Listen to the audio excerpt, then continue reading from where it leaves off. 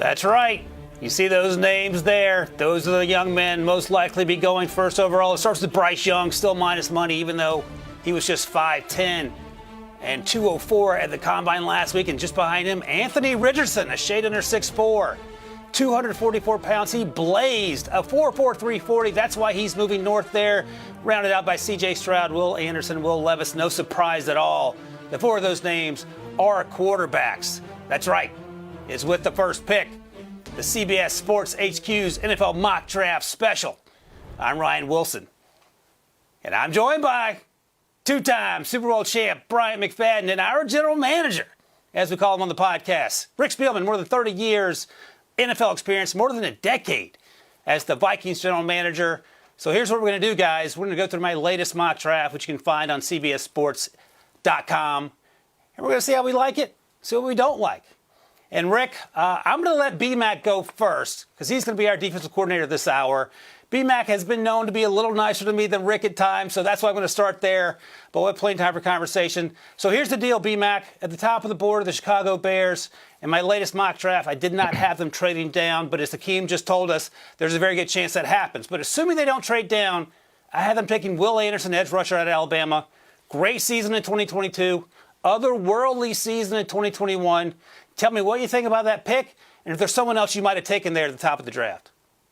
Well, that's a big if, right? If Chicago stays put at number one, I think there's only two guys that are deserving of going number one, clearly that are not quarterbacks. And those two players would be Will Anderson, as you have there, and Jalen Carter. Now, of course, we know about the off-the-field issues concerning Jalen Carter, which will allow Will Anderson to be the for sure choice at that spot in regards to the Chicago Bears. And we know that's a area of need for the Chicago Bears on the defensive side. Finding a way to get disruptors on the defensive side to put pressure on opposing quarterbacks. They traded away Robert Quinn, who in 2021 had an outstanding year, didn't have the same sack production in totality as a team in 2022. So they need to improve. And Will Anderson is one of the best pass rushers in this draft.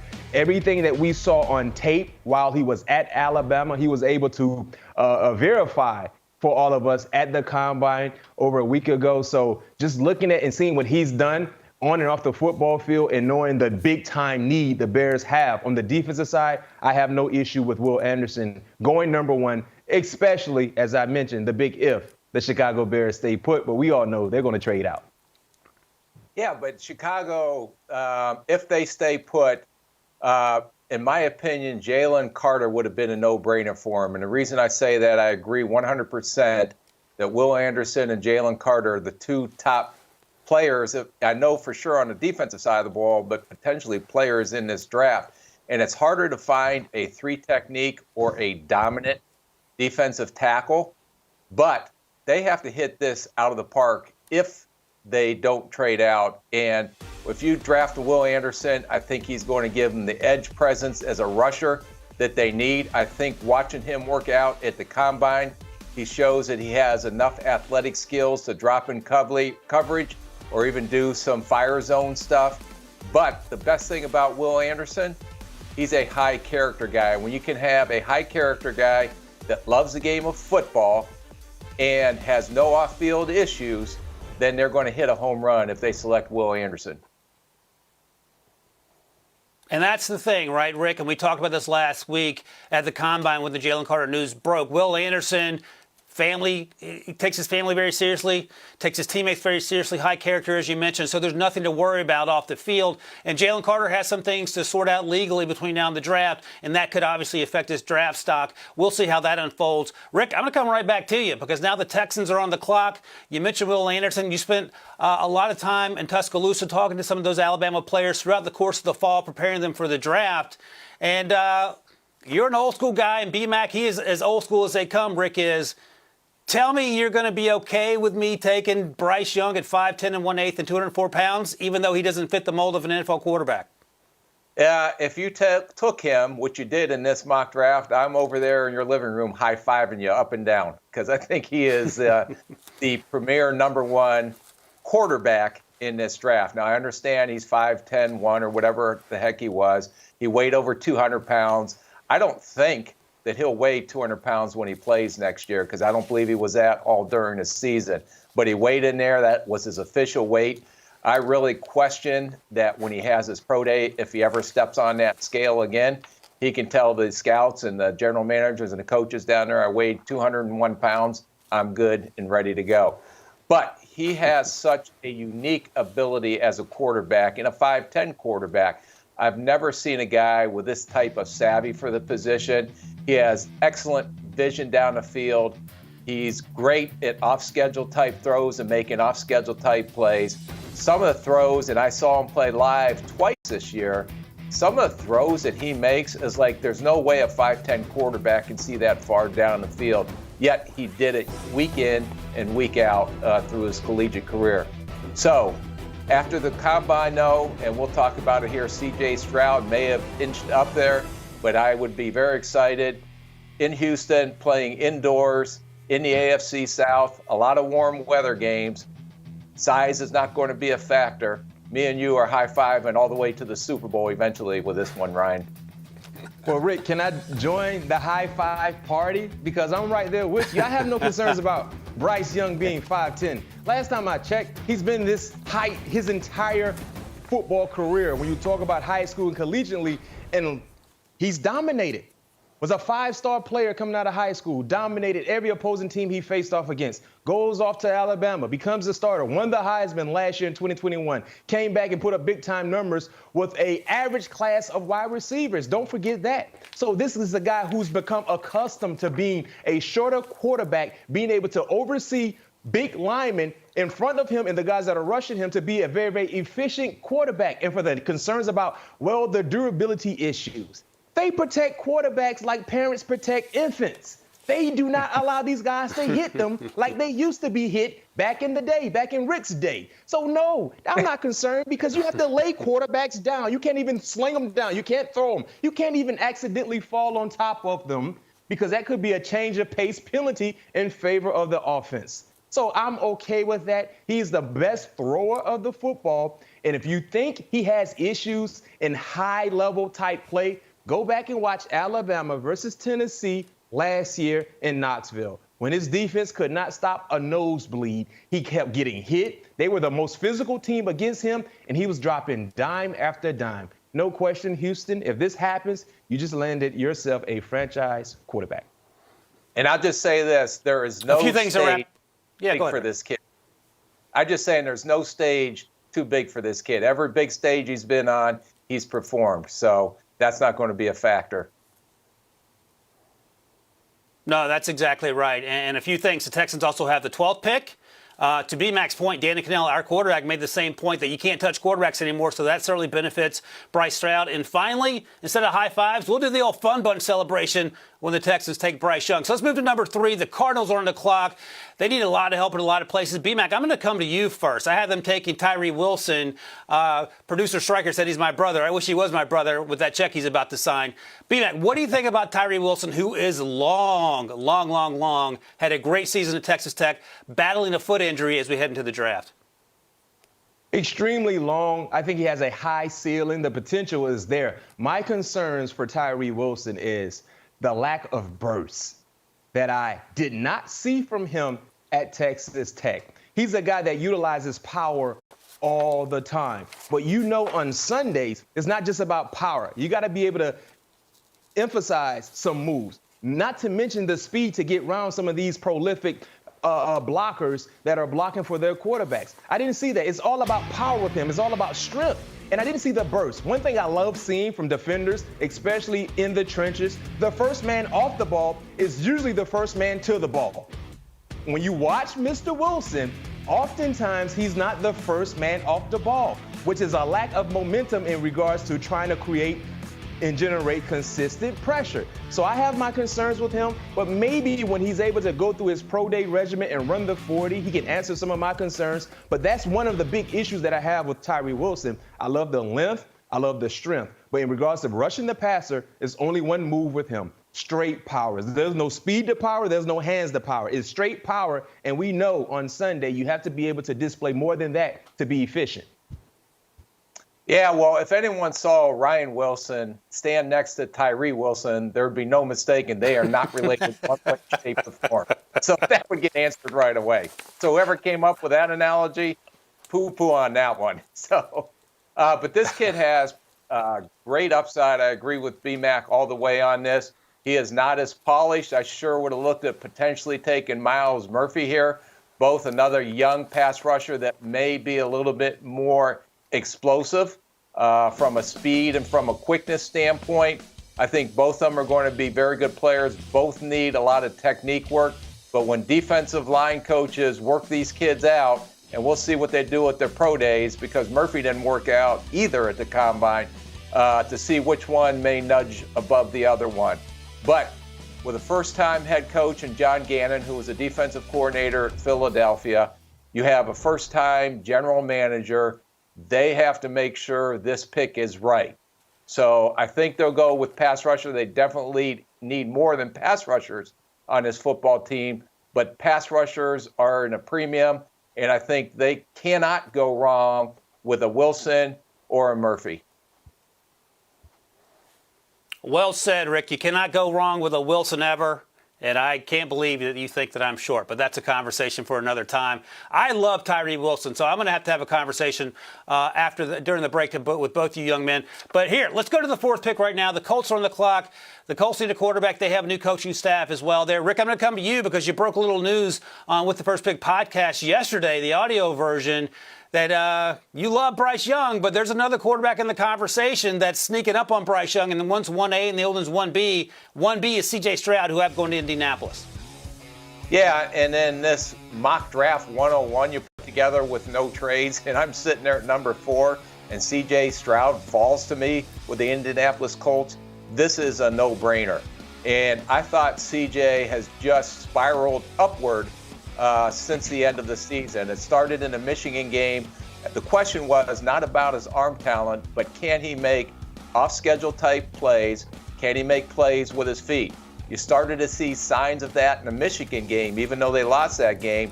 Then he goes down and plays against an NFL caliber defense against the Georgia Bulldogs. And you was like, where has this been all year? Because if he would have shown that week in and week out during the season, I'm not so sure he would be the top quarterback in this draft. The other thing that I'm very excited about is that when he threw at the combine, it was probably the best combine throwing session that I've seen from a quarterback. He's working with receivers he's never worked with before. You look at the coordination between his feet, his upper body, his release. He was on target to his left, to his right, short, intermediate, deep. He put on a show at the combine. That's why I etched him up to 1B. And if I'm the Indianapolis Colts, I may be jumping higher and high-fiving you even as more than I could when Houston took Bryce Young.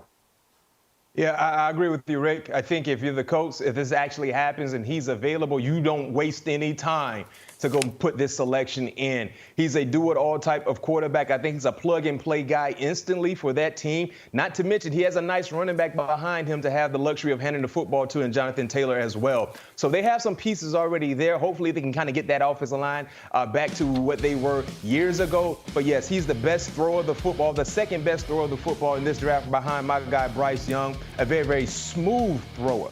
I mean, he does everything with the same motion. He has a nice touch when need be. He has the velocity to sling it down the length of the football field. His anticipation is there in regards to throwing pass catchers wide open. I would love this pick, and I'm pretty sure the Colts would love it as well. All right, things are going to start to get interesting here, B-Mac. I'm going to come back to you. The Seahawks are on the clock by virtue of the Russ Wilson trade that has yet to work out. My guy, your guy, Rick's guy, Eugene Cyril Smith III just got a new deal, well-deserved. So I don't know if a quarterback would be in the mix here. I want to get your thoughts on that. But I have them taking Jalen Carter, who falls to 5. We mentioned the off-field issues earlier on the show. Last week, he left Indianapolis to go back to Athens, Georgia to talk to police, returned to Indianapolis to meet with teams and get weighed and measured. If you're the Seahawks, who have a history of taking guys like this and turning them into all-stars, are you taking Jalen Carter here, or are you going in another direction, B-Mac? I'm not going any direction. The only direction I'm going is to Athens to go ahead and go get Jalen Carter. Because if you look at the formula the Seahawks used last year's draft, remember, they emphasized loading up on the offensive line in the interior, getting 2 bookend tackles that started the entire season. And it seems to have a bright future in regards to that side of the things offensively. So now you do the opposite in attacking the defensive line, getting beefier in the interior, getting guys that can be disruptors as well. So this is remember, Jalen Carter, before the information came out, he was the number 1 guy. The consensus for most people felt like he was the best player in this draft. So if you're able to get him at 5 for the Seattle Seahawks, a team that made it to the playoffs last year with a lot of young talent that emerged to be big-time contributors for their organization, adding him to what they already have in place, man, look out. This will be a win-win for all parties involved.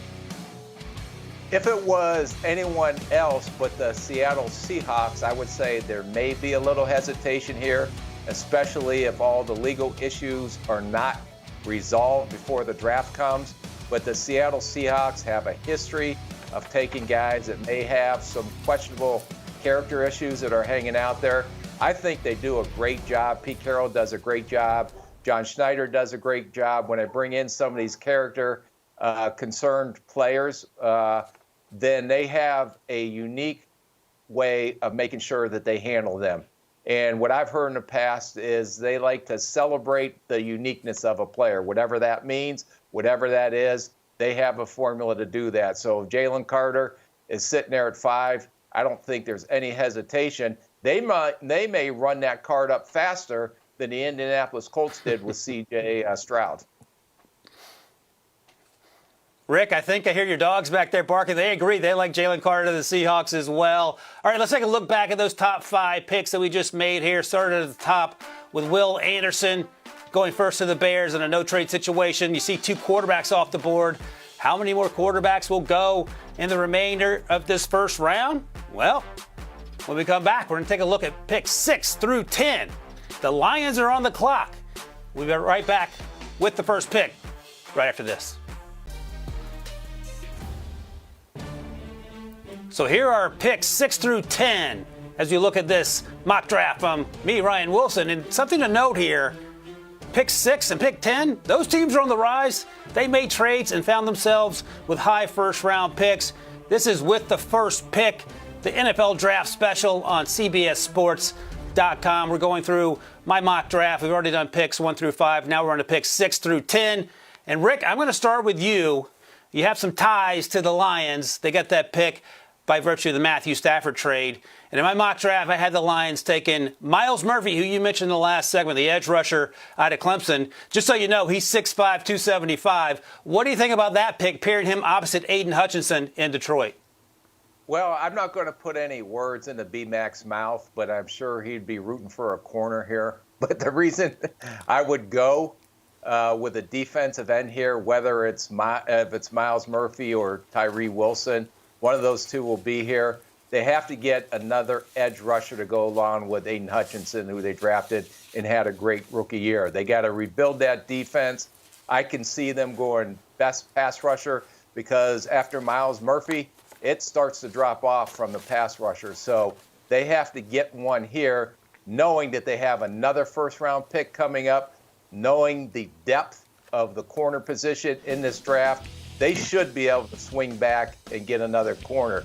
But this is a long, athletic kid. I thought he played very hard. He played very hard on tape. He has an excellent get-off. He uses a long arm, which most of them do. He needs to polish his technique as a pass rusher, come up with a pass rush plan to counter. But with this length, this athleticism, this quickness, this speed, he has a chance to be a legit NFL pass rusher and a very good one. Yeah, I agree with you. When you talk about the areas of concern for the Detroit Lions, clearly they're on the defensive side. The front, being able to get more guys that can rush the passer and improve it in the secondary, getting better in coverage. And you talk about the depth at the cornerback position. It's okay to select elsewhere on the defensive side with their first-round pick because clearly there will be some nice proven guys waiting for the Lions at the 18th selection. I think that's the second pick in the first round they currently have. So Taking Miles Murphy, who's clearly the next best edge rusher, is the best thing to do. I love his first step. He has great athleticism, very, very explosive. In 3 years, around 18 and a half sacks, 6 forced fumbles, 6'5", 270 plus. I would love to see exactly what he does during his pro day, because clearly he might improve his stock based on how athletic he's shown he can be on tape. So this will be a slam dunk for the Detroit Lions, and seeing what they were able to do with Aiden Hutchinson, seeing the success and how hard he works, you better believe he will have a good leader to learn from in Aiden Hutchinson in trying to be a quality pro on and off the football field. And B-Mac, just to cut in here Here's the other thing, guys.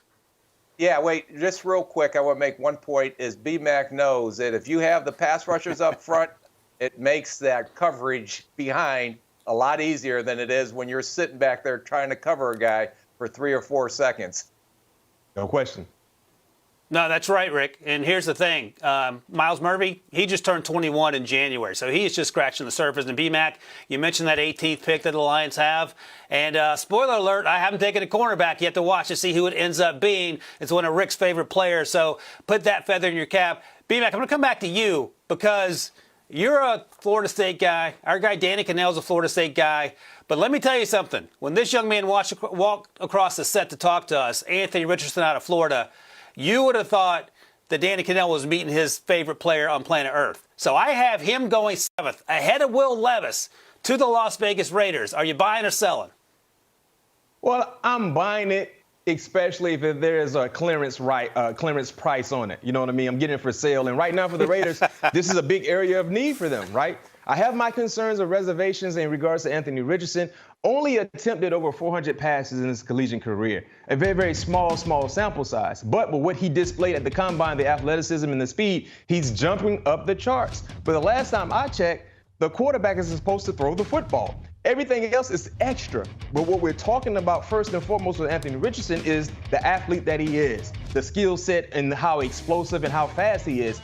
But I do believe the ceiling, the potential is there. I think he has the highest ceiling out of all the quarterbacks because we've only seen so little from him. And when you factor everything that he has from the athletic skill set, if he can become a better passer of the football, then you might have yourself a big-time player at the quarterback position. And so based on the need, guys, I'm okay in making this pick for the Raiders because if you can get him coached up to be the guy we believe he could be a Josh Allen-ish type of player in regards to what he has athletically speaking and just becoming a better thrower of the football.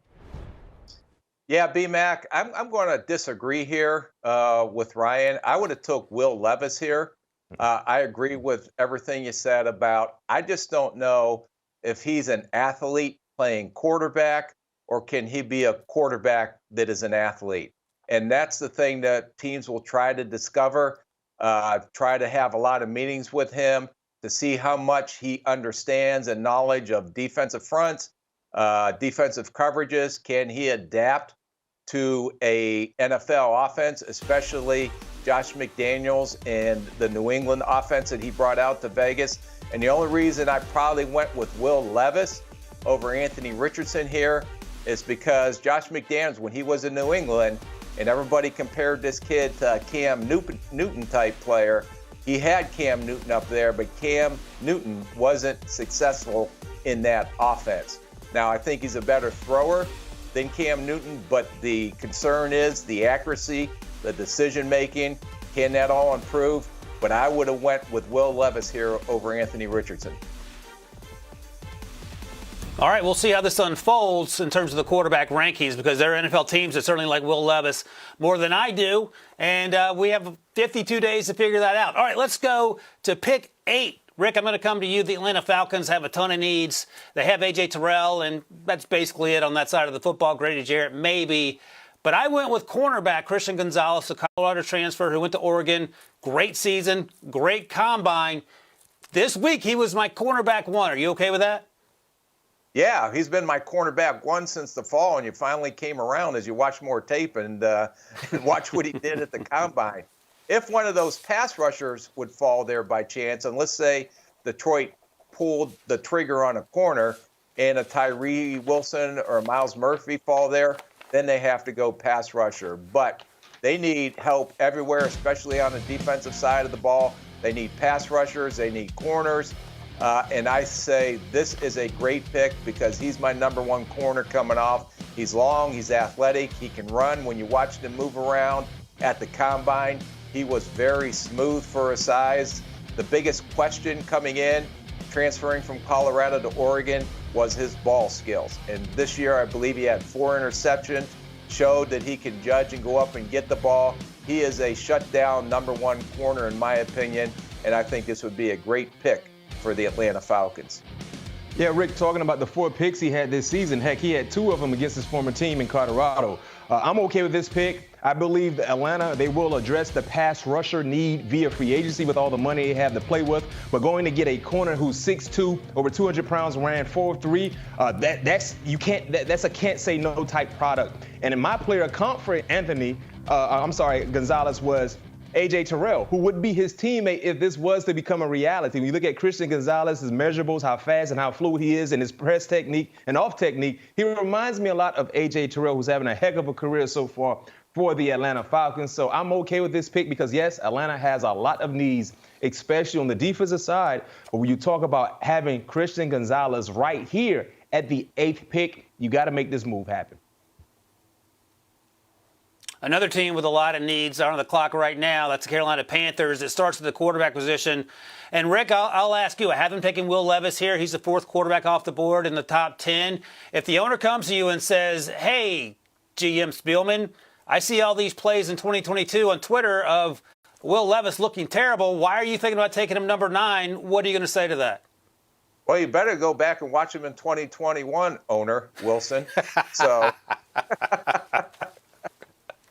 it's been documented. Everybody's talked about it. The offensive line wasn't a good. He had a lot of young receivers that I think are going to be very good down the road, but they're still maturing right now.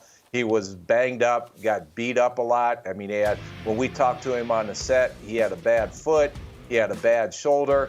I kind of questioned him why he didn't play in the bowl game, why he didn't show up down at the Senior Bowl when he could have been, the focal point of the whole Senior Bowl. But he said that he was injured, and I do give him credit. I lost $1 to you, Mr. Wilson, that I didn't think he was going to throw at the Combine. But he did throw at the Combine.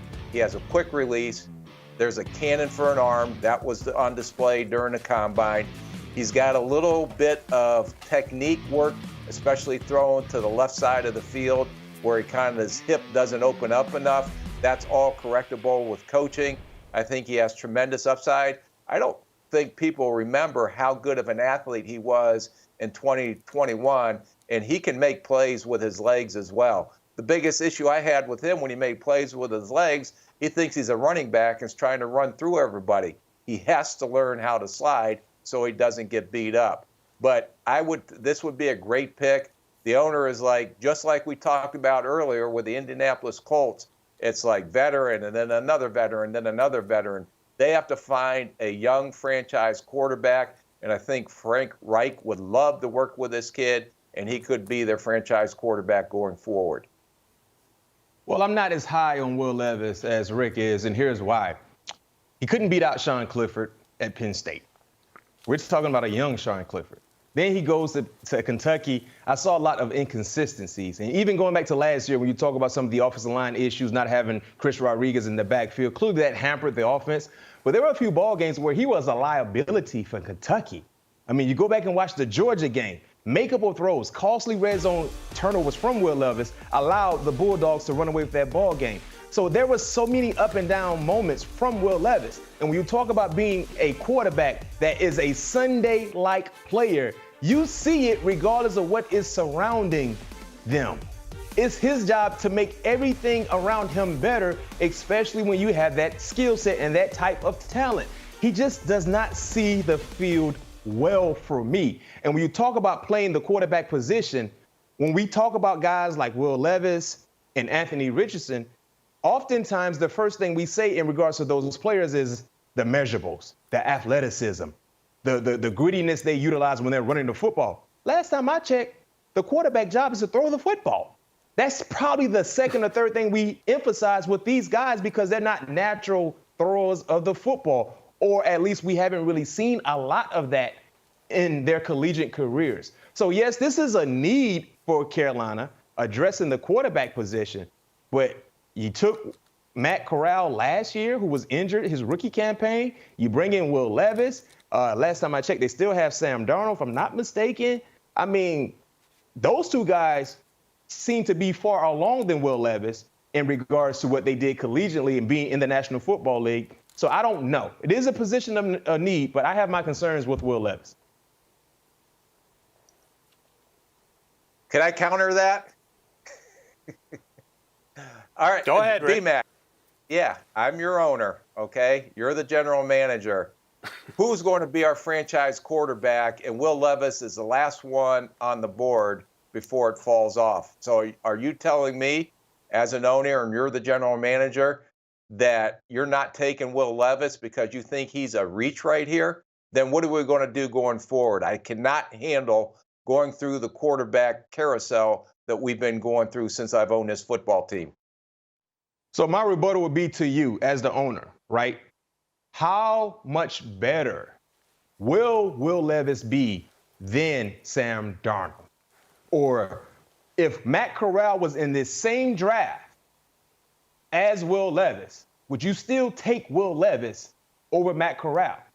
So that's if there's not a big difference in separation in regards to production, potential, and just the upside, then I say, you know what, either we trade back and maybe ride and see what we can do with Sam Darnold. But I think if you were to put all three of those guys in the same category, the third guy we all would probably pick would be Will Levis behind a Sam Darnold, Matt Corral, based on what he did at Ole Miss, and then Will Levis. So that would be my rebuttal. But at the end of the day, Mr. Owner, it's your team. I got to do what you want me to do. But it's my job to speak up for myself, because if it goes left, guess what? You can't blame it on me. You can't say, well, this was your guy. No, Mr. Owner, this was your guy. So at the end of the day, you have the final say. So whatever name you want me to write on this card, just let me know. And if it doesn't work out, hey, B-Mac knows. Anyway. I was going to say, B-Mac knows where who's cashing his check, but he also is keeping some receipts. I understand that, B-Mac. All right, I'm coming right back to you, B-Mac, because this is your dude. This is producer Stryker's dude. And this is the Eagles somehow have the 10th pick after going to the Super Bowl by virtue of the trade with the Saints.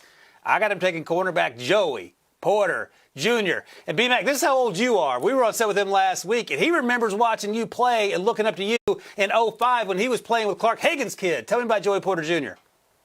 Oh, man, I love everything about him. Just seeing his development as a little kid to now as an adult getting ready to get drafted in the National Football League is a blessing. This would be a dead-on big-time get for Philadelphia. When you talk about what they already have in place defensively, making it to the Super Bowl, as you alluded to, getting a big-time playmaker, extremely long, lengthy guy. That's the thing I love about Joey Porter Jr. He can literally scratch his ankles standing straight up. That's how long his arms are. And, Rick, you know how important that is in regards to being disruptive at the line of scrimmage and being handsy as a defender in the secondary. So this is a big-time need, and this would be a big plus. My only question for Philly, already having another pick in the first round, would they actually stay put here at 10? Would they trade back to add more picks, to maybe add more resources to add in the draft? Or would they just go ahead and make the selection right here? But if they're able to do this, I'm A-OK with this pick, because you get a plug-and-play guy instantly, a guy that plays with the fire and grit that his father displayed week in and week out. He is not the talker of Joey Porter Sr. We know how much Joey Porter Sr. used to love to talk, but he plays with the same fire and energy, so I would love this move for Philly. Yeah, their number one need, in my opinion, is defensive tackle, but there's no defensive tackles here to take. So I agree with this pick. They need a corner. They lost Bradbury, so he's going to be gone. They can't afford to pay all these guys. And talking with Howie Roseman a little bit, they know they're going to have to rebuild the guys that they're losing through the draft. A lot of their draft picks last year, except for Jordan Davis, didn't have a lot of play time. Those are the guys in waiting that are going to need to step up this year. And this year's rookie class is going to have to go out there and help immediately. And a Joey Porter Jr., if you can get a player of this caliber, especially at the corner position, Gonzalez is gone, this is a great pick for Philadelphia, the Philadelphia Eagles. All right, I want to thank B-Mac for joining us. He's got to go grind some tape on Will Levis so he can have some talkback points for Rick Spielman and Pete Briscoe. But Rick's going to hang around, and we're going to grind through the rest of this mock draft here on CBS Sports HQ. Here's a look at picks 6 through 10. The picks we just saw here, Miles Murphy, the top to the Lions, the rich get richer edge rusher, and then that pick 10 there, Joey Porter Jr. His dad was B-Mac's former teammate for the Steelers, Joey Porter Sr., going to Philadelphia.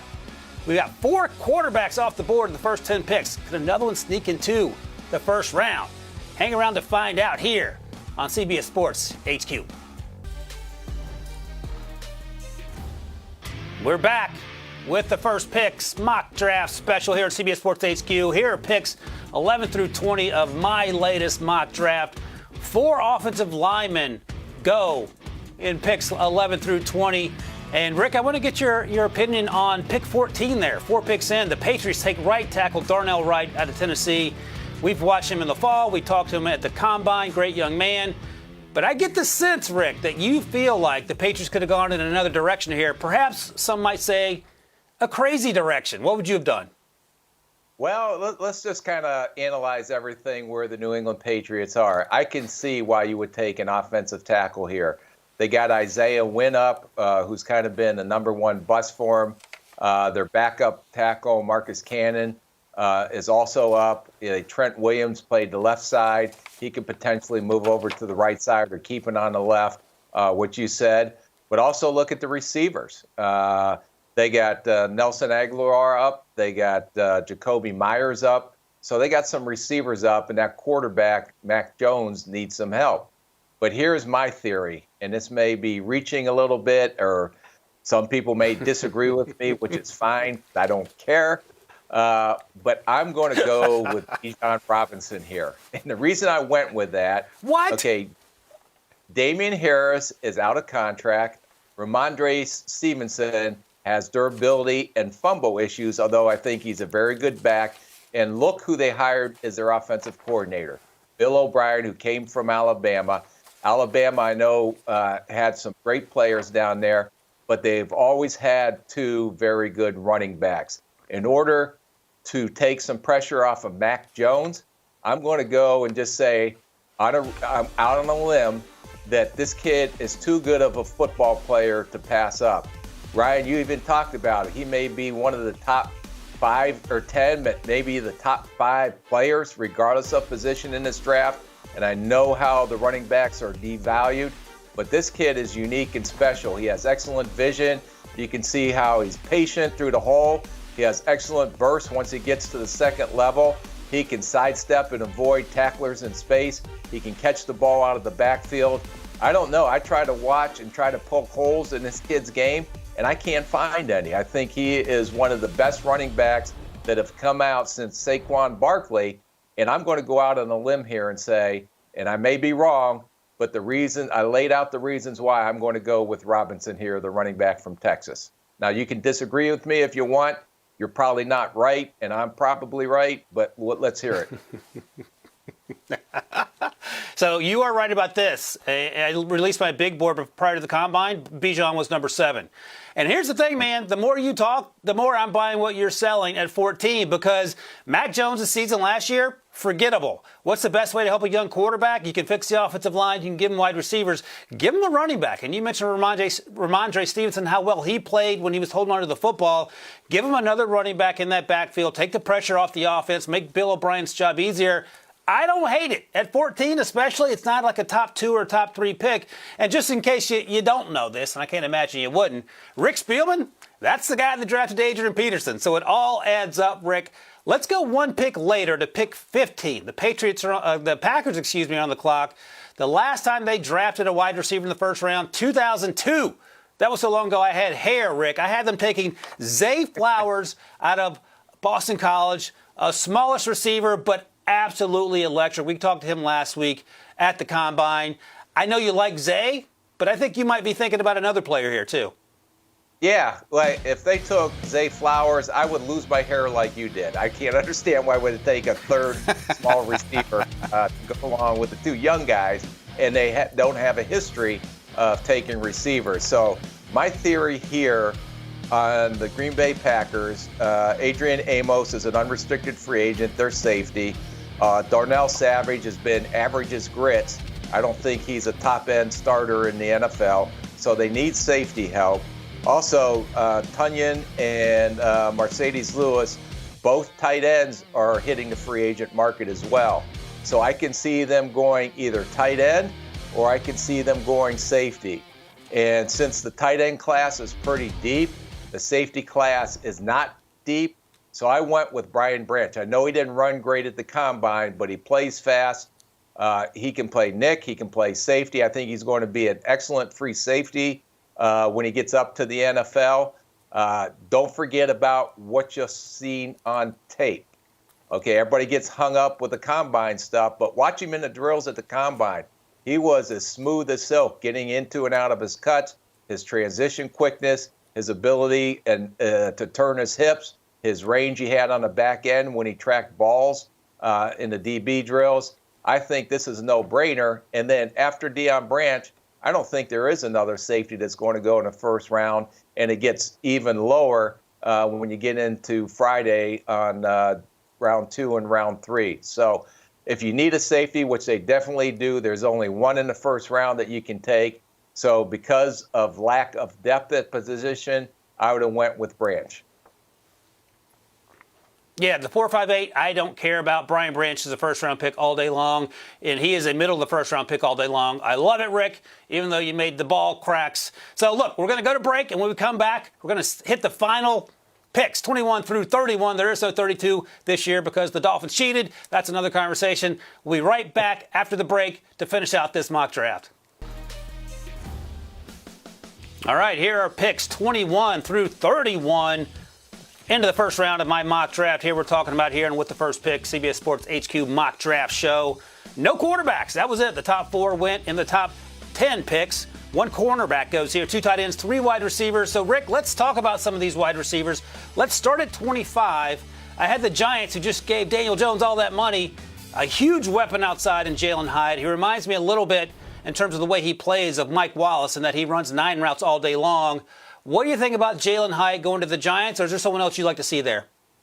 I would like to see someone else there, to be honest with you, because you're going with a one-year wonder that's a one-trick pony right now. Although I think he has the ability to improve the technique running routes. I think he does have good hands, but I think he's a ways away yet. And I always was a little cautious if they were one-hit wonders.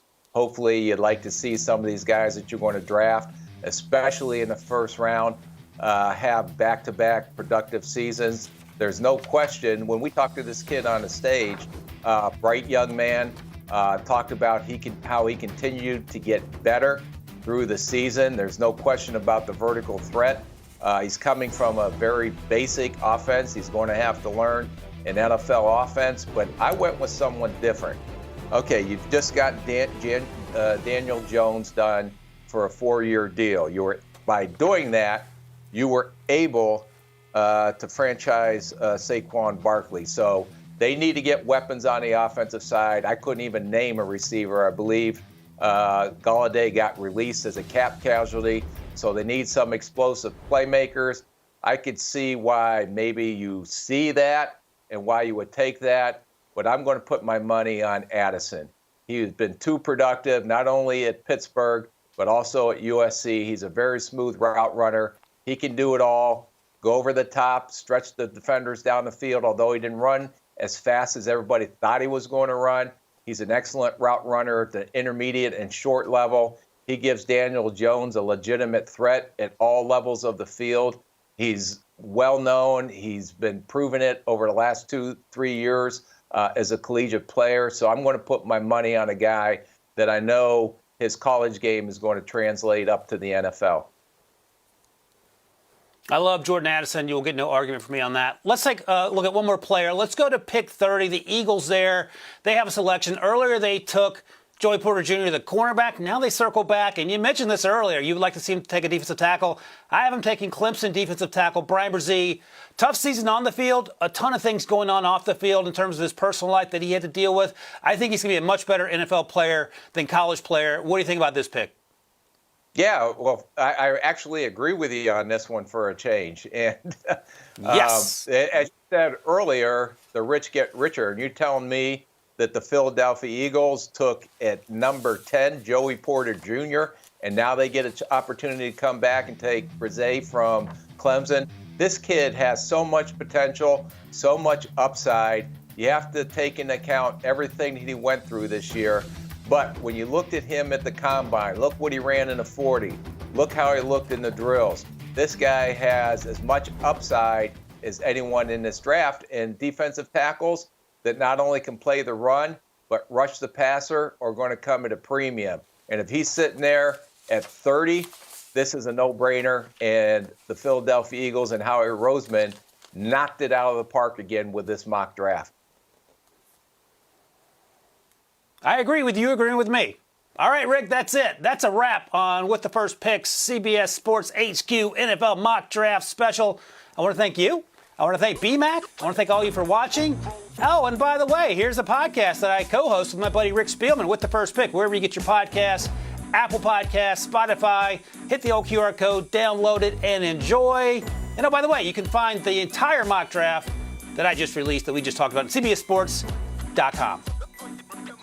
Do you want a sports network that delivers everything that matters about the game? The highlights, the picks, the instant analysis, no yelling, no fake debates, no politics. Hit the subscribe button and never miss a moment.